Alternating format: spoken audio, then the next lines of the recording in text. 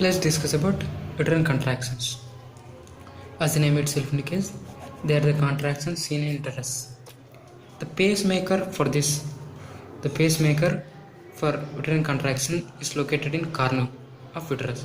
As all of us know, what is cornu of uterus? Cornu is the junction between uterus and fallopian tube.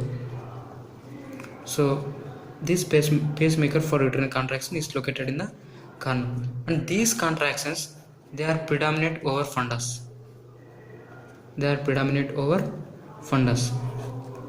And the rate of transmission of uterine contraction is 2 centimeters per second. The rate of transfer of uterine contraction is 2 centimeters per second. Within 15 seconds, the contractions can spread to entire uterus. Right? Within 15 seconds, the contractions can spread to entire uterus. You see, the uterine contractions are seen throughout the pregnancy period. So the contractions are seen over entire pregnancy period. Before the onset of labor, before labor, the contractions are painless. And they do not cause cervical dilation. Cervical dilation will not happen before labor because the intensity of contraction is very less and they are painless. But during labor, the contractions are very strong and they cause painless. They are painful and they cause cervical dilation.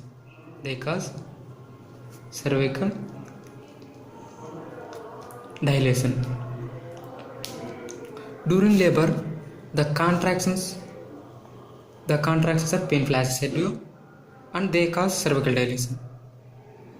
And there is one term that we have to remember here is adequate uterine contraction during labor.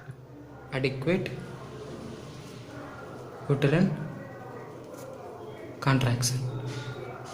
So the main purpose of uterine contraction during labor is to expel fetus, right?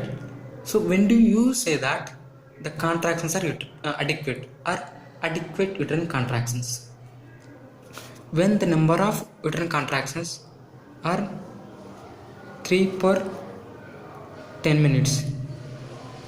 Okay, when the number of uterine contractions are 3 per 10 minutes and each contraction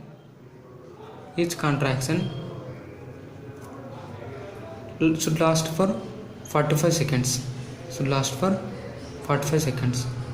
And the amount of intrauterine pressure should be between 65 to 75 mm of Hg. This is intrauterine pressure, right? Okay, when all these things are satisfied, then we can say the contractions during labor are adequate uterine contraction. One is the number of uterine contractions should be 3 per 10 minutes and each contraction should last for 45 seconds. Okay, and intrauterine pressure should be 65 to 75 mm of Hg. Okay, should be 65 to 75 mm of Hg. This is required things to say that the contractions are adequate uterine contraction, right? And one more important thing that we have to remember in adequate uterine contraction is, you see, in MCQ it's not always that they give pressure in mm of Hg. There is one more unit that we can use for uterine pressure calculation called Montevideo unit. Montevideo unit. What is Montevideo unit? This is nothing but product of intensity of uterine contractions and number of uterine contractions per 10 minutes. Number of uterine contractions per 10 minutes. Okay, what is Montevideo unit? It is the product of intensity of uterine contractions and number of contractions per 10 minutes. Suppose if it's an example. Okay, I'll trying to make you understand this Montevideo unit. If the intensity of uterine contraction is 60, okay, and if the number of contractions per 10 minutes is 3, then the value for Montevideo unit is 180 units. 180 units, right? This is about Montevideo unit. Then and the required pressure for adequate uterine contraction in Montevideo unit is 220 Montevideo units. 220 Montevideo, right? So in MCQs, either the pressure in mmFHg or Montevideo can be asked. There is one more term called tachysystole. Tachysystole, that you have to remember. Tachysystole. What is this tachysystole? Tachysystole, we say uterine contractions are as tachysystole when the number of contractions are greater than 5 contractions per 10 minutes, right? Tachysystole in the sense greater than 5 uterine contractions per 10 minutes. When this tachysystole causes fetal distress,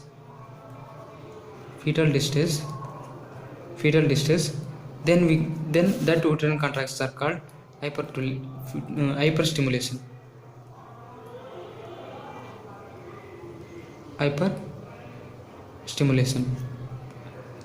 Okay,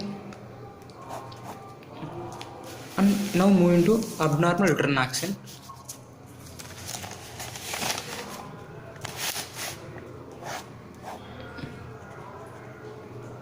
Abnormal uterine action.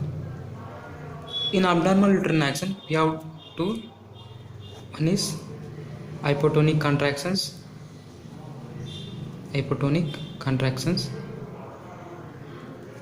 Another one is excessive contractions.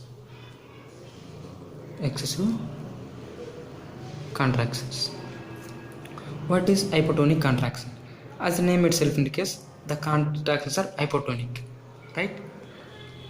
This hypotonic contraction is also called uterine inertia.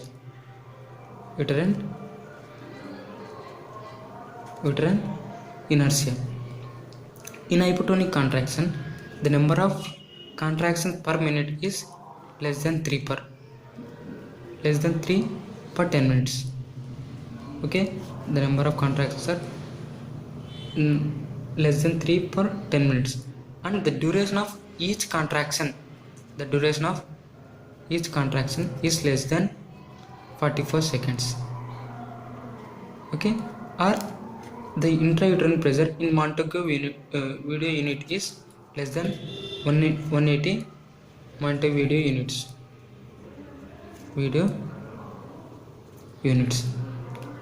Okay, this is about hypotonic contraction.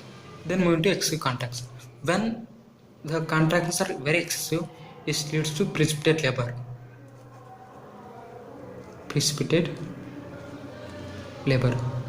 What is precipitate labor? Precipitate labor is nothing but the entire stage of pregnancy, entire stage of labor will complete within very short time, less than 3 hours.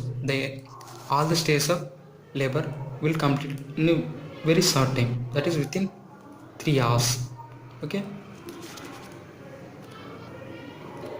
and the last thing that I want to tell you is the relation between intrauterine pressure and the events. When the intrauterine pressure is 10 mm of Hg, then the contractions can be palpable. We can palpate the contractions when the intrauterine pressure is 10 mm of Hg. When the intrauterine pressure is 15 mm of Hg, the contractions are painful, right? When intrauterine pressure is 15 mm of Hg, the cervix will dilate. Cervix will dilate. Fundus cannot be intended when the intrauterine pressure is 40 to 50 mm of Hg. Okay, when the intrauterine pressure is 40 to 50 mm of Hg, fundus cannot be intended. During the first stage of labor, the intrauterine pressure will be 40 to 50 mm of Hg. During the second and third stage of labor, the intrauterine pressure will be 100 to 120 mm of Hg. Okay.